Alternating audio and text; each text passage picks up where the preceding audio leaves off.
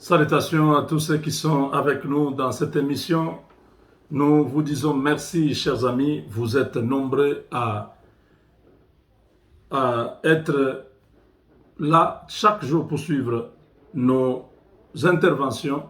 Nous vous demandons de vous abonner si c'est votre première fois, de suivre nos émissions sur cette chaîne Congolais TV.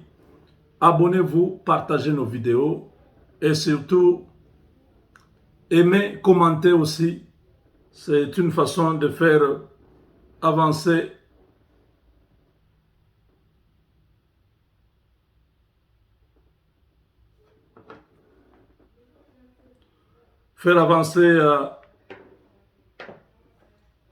nos messages à travers le monde. Merci mes chers amis. Ici, il s'agit de l'Est du Congo. Nous devons mettre fin à cette situation de l'Est. Panique à Beni. Panique à Bunia. Tous ceux qui soutenaient les rebelles, tous ceux qui étaient derrière les groupes armés sont en débandade. Ils sont en débandade, ils ont peur parce que ils ne savent pas comment ça va se passer.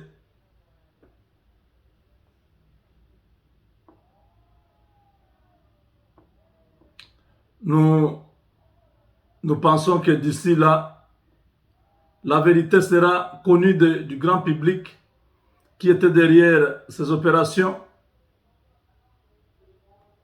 qui finançait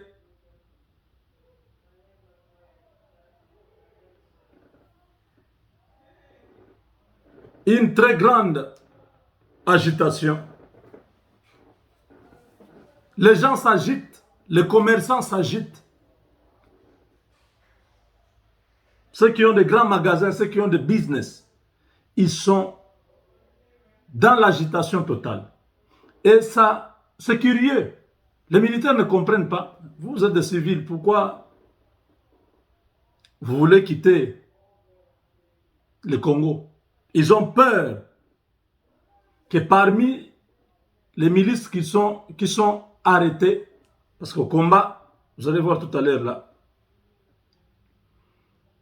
quand on attaque, ces milices finissent par s'enfuir. Certains sont rattrapés, arrêtés. Alors ces commerçants et certaines autorités ont peur. Pourquoi? Parce qu'ils se disent, les milices là vont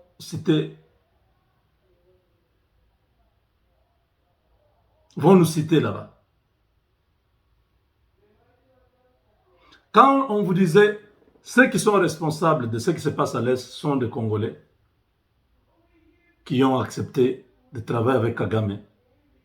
Kagame a peur. Kagame ne veut pas de l'état d'urgence, l'état de siège. Il demande qu'il y ait un plan de la protection de Banyamulenge.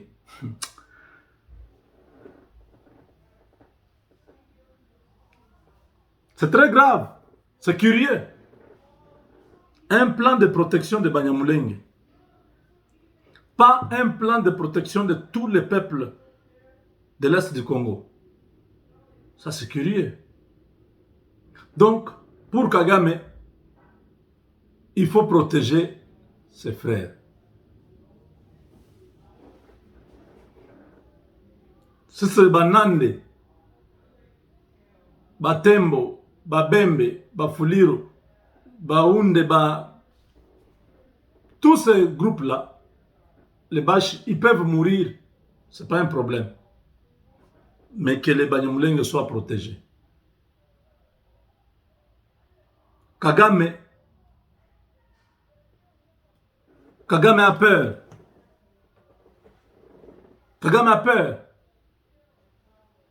Et cette agitation est signalée dans toute la partie est de notre pays. Donc, on dit une forte et suspecte agitation est constatée dans les rangs des parrains et complices des groupes armés au lendemain de l'annonce par le chef de l'État de siège pour les provinces de l'Ituri et du Nord Kivu. Alors que des compatriotes soucieux du retour d'une paix durable au Nord Kivu et à l'est du pays saluent l'option radicale levée par le président de la République, il se trouve au sein de la communauté nationale des individus douteux qui avancent 1001 prétextes pour estimer que pareille mesure va restreindre les libertés individuelles et même donner lieu à une dictature qui ne dira pas son nom. La première observation à faire est que l'état de siège relève des dispositions constitutionnelles, notamment les articles 85, 144 et 145, que nos lecteurs ont le loisir de lire dans les documents ci-contre. Donc, le document est là.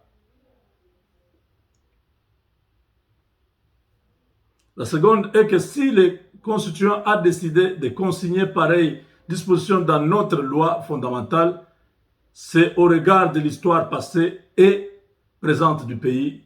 D'aucuns ignorent que la RDC a tout connu depuis son indépendance, rébellion, sécession, guerre tribale et invasion étrangère à répétition.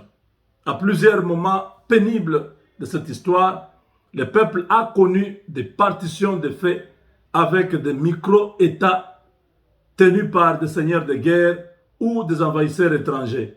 L'autorité de l'État s'est trouvée complètement liquéfiée.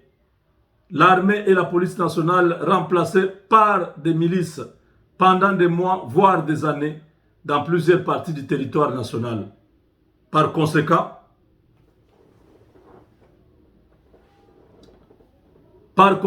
si le rétablissement d'une paix durable de l'autorité de l'État et de l'unité nationale doit absolument passer par l'état de siège, le chef de l'État, garant de la nation, n'a pas à tergiverser. Pourquoi s'agiter autour des restrictions de certains droits des citoyens alors que c'est autorisé par les législateurs? Agitation terrible.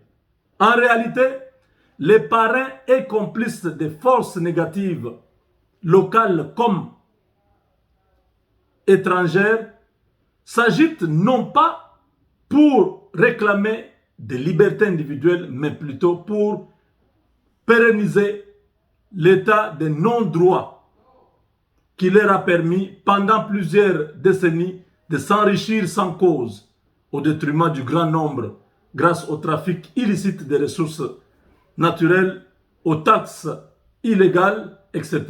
Ces ennemis de la paix sont allés même plus loin, à savoir trahir la patrie en finançant les groupes armés et par ricochet les massacres des populations civiles et le pillage des richesses nationales.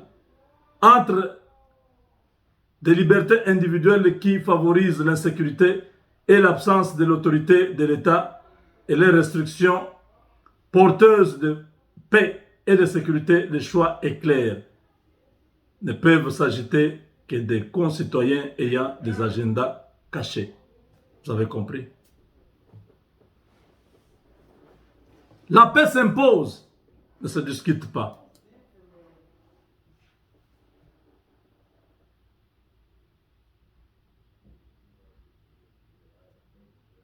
Kabila est agité parce que leur business était prospère dans ce coin. Maintenant qu'on a